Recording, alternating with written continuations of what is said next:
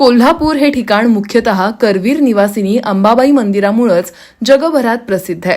3.5 शक्तिपीठांपैकी एक असलेलं अंबाबाई देवीचं मंदिर संपूर्ण शक्तिपीठ आहे। त्यासोबतच ऐतिहासिक आणि आध्यात्मिक महत्त्व या मंदिराला आहे। पण या मंदिरातल्या रचना अजून बऱ्याच जणांना माहीत नाहीयेत।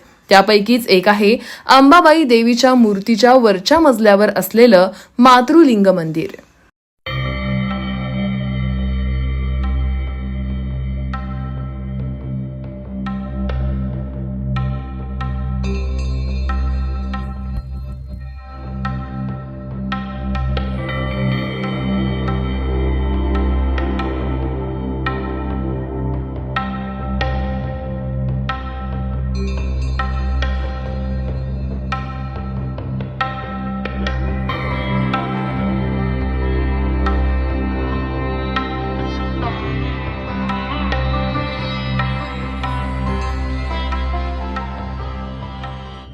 खरं तर हे मंदिर अद्भुत असं स्थापत्यशास्त्राचं एक उत्तम उदाहरण आहे।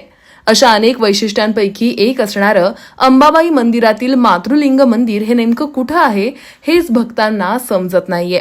कारण बाहेरून एक मजली दिसणाऱ्या अंबाबाई मंदिराच्या अंतर्गत मात्र 2 मजलेत। त्यातच खालच्या मुख्य मंदिराच्या गाभाऱ्याच्या ठिकाणी वरच्या मजल्यावर हे मातृलिंग मंदिर आहे। याबाबत मंदिर रचना आणि मूर्ती अभ्यासक उमाकांत राणिंगा यांनी अधिक माहिती दिली आहे, ऐकूयात।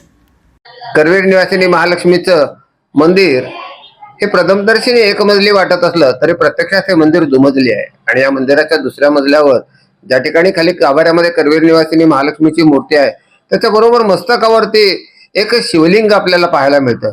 चौकोनी शाळुंका असलेले हे शिवलिंग आणि त्या शिवलिंगाच्या समोर असलेला नंदी मंडप हे एकूणच मूर्ती स्थापत्याचं आणि मंदिर स्थापत्याचं एक अतिशय प्राचीन असं वैभव आपल्याला म्हणता येईल।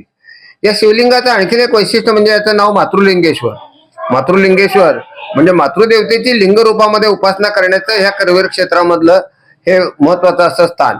आणि हे मंदिर श्रावणातल्या प्रत्येक सोमवारी आणि शिवाय महाशिवरात्रीला असं शिवोपासनेच्या दिवशी उघडलं जातं। आणि एरवी जगदंबेची आरती केल्यानंतर ती आरती या मंदिरामध्ये दर्शनासाठी आणली जाते, तेव्हा त्यावेळेपुरतं ते उघडलं जातं। अशा तऱ्हेचं कोल्हापूरच्या महालक्ष्मी मंदिराचं हे प्राचीन असं वैभव।